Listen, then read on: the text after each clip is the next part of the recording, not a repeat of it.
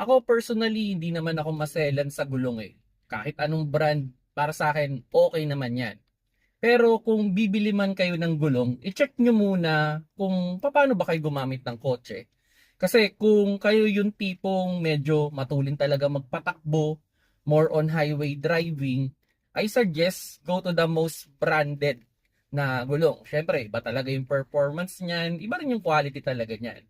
Now, kung more on city driving naman kayo, kalmado lang kayo magpatakbo, okay naman kahit yung mga hindi masyadong kilala.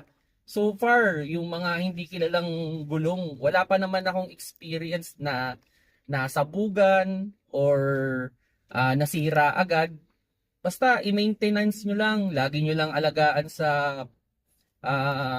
yung ating yung tire pressure, no? Alagaan nyo lang sa tire pressure, for sure naman naaabot yan sa pagka-nipis. And yun, syempre, huwag nyo masyadong ilulubak ng matindi para magtagal talaga yung inyong gulong.